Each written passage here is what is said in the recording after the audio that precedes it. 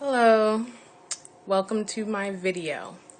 I wanted to talk to you today about learning your history and the importance of learning your history as a African American woman or man.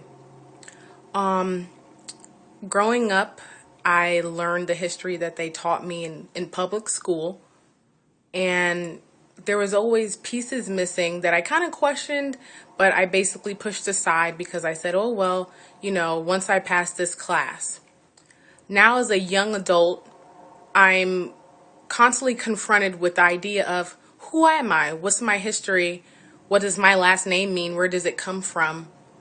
Okay, I understand my parents are Jamaican, but where do my great grandparents come from? Were they slaves? Were they freed slaves? Were they escaped slaves? These questions tend to pass through my mind, and I always wanted answers behind it, so I started doing a little bit more research. And as I started doing more research, doors started being opened, and I started being opened, and I started realizing, wow, there's so much out there that's left out of books or left out of parents' conversations with their kids. I want to start off talking about just you as a person. Now, you may think that history is past information and, there's no need for it in the present or the future. But if you don't understand your history, you don't understand yourself, you don't respect yourself, and then sometimes you imitate other people in order to either fit in or have some kind of idea about who you may be. Because if this person is this way, then you know what? More than likely, I'm going to follow suit with that person. Okay. A lot of our school curriculum comes from the government and the government's idea of what they want to teach children. They choose what they want to teach children. So if you don't ask and if you don't do research, not just, okay, let me look on Google real quick about the slave trade. No, but actually dig through the internet, ask people that are older than you in your family, ask any guardian that you may have had if you do not talk to your parents, ask the older sibling, go to the nursing home and talk to a lot of African American elders there. You can go to the library and actually look at a lot of historian books that go deep down into the history instead of just the coating the surface. Okay, slaves came from Africa 400 years later. Okay, I freed the slaves, ... For instance, just recently I found out that the Statue of Liberty was a black woman and that they brought it over here from France, the idea of, okay, I'm going to have the Statue of Liberty being a black woman to celebrate the freedom of slaves, to show slaves that now you are free, now you have liberty. But that idea, the blueprint for the Statue of Liberty got changed. And now today it's a white woman. Because I guess the government didn't want people that were coming over on Ellis Island to see a black woman the first thing they seen. They didn't want that to represent America, even though we've built most of the railroads and the infrastructure of America. Now, by helicopter view or bird's eye view, you can still see chains around the Statue of Liberty's feet. Because the original idea is supposed to have chains around the feet and hand that are broken, symbolizing liberty. I guess they just decided to leave that on. No one would see it, who cares, kind of thing. Sloppy job. Another thing that's important is, as a black woman, it's very important to respect yourself, meaning respect your identity. If you have nappy hair like I do, wear it. Stop relaxing your hair. relaxing your hair damages your hair. It damages your identity. A lot of people say, oh, you know what?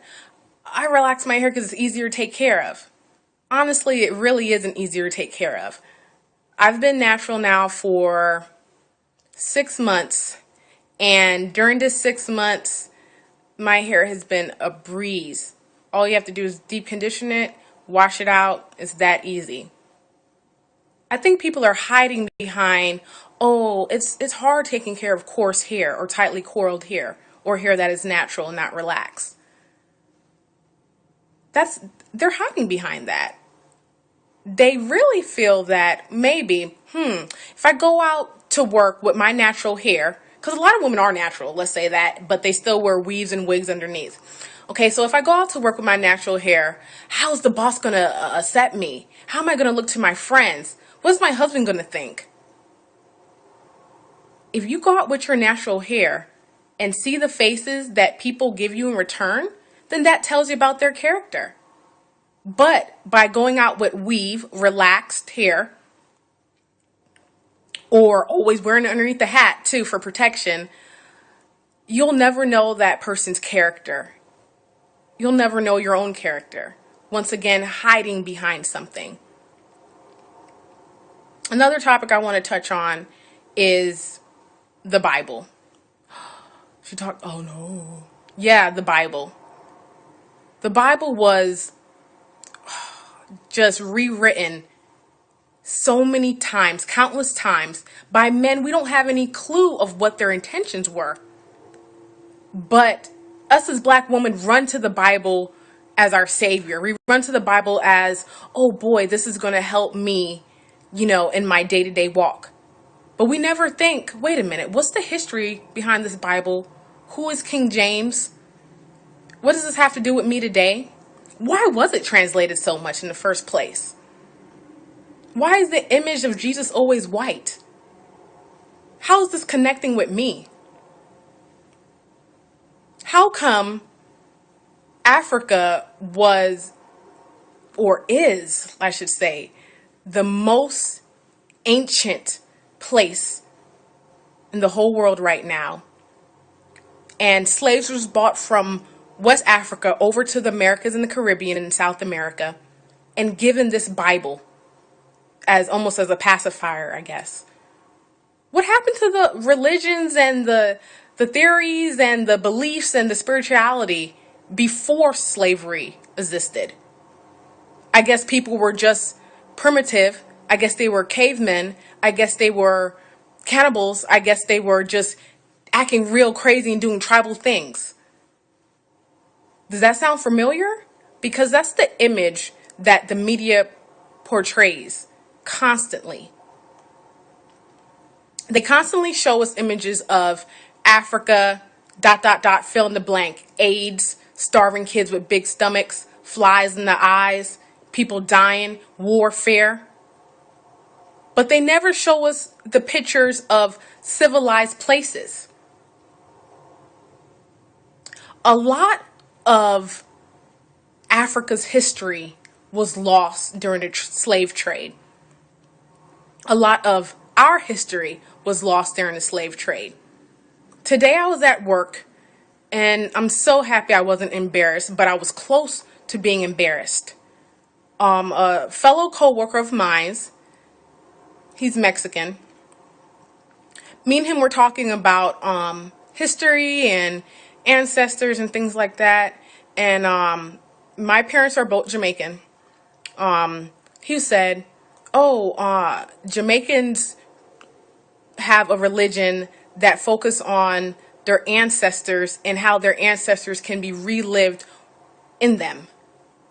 Now, just a week ago, because I've been opening my eyes to a lot of things, I really dug deep into my heritage and my history, my personal heritage and history from my family, and the timeline of events, and where could we come from? Did we just spring out of Jamaica out of nowhere? It must be that we were slaves, but from what country in Africa?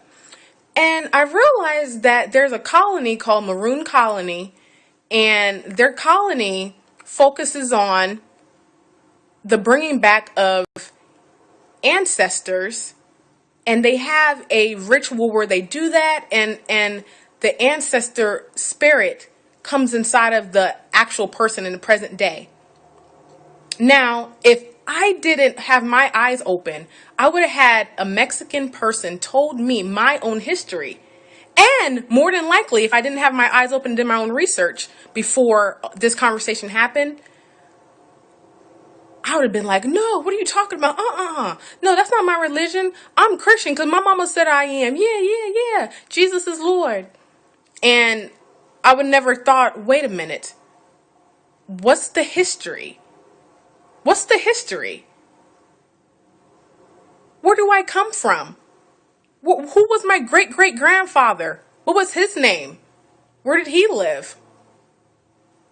I would have never came across that. I would have argued with him and told him that either one, Jamaicans don't practice that kind of tradition or religion, or I would have been like, what are you talking about? Oh, I don't know. Oh, thanks for telling me my own history. We have people of European descent telling us who we are as African Americans. We have African Americans who say, oh, I'm not African American, I'm black, or nah, I just say I'm African American, but I don't got nothing to do with Africa. Or as soon as you say something about Africa to another African American, oh boy, you on that mess too? Oh boy, I got one of those.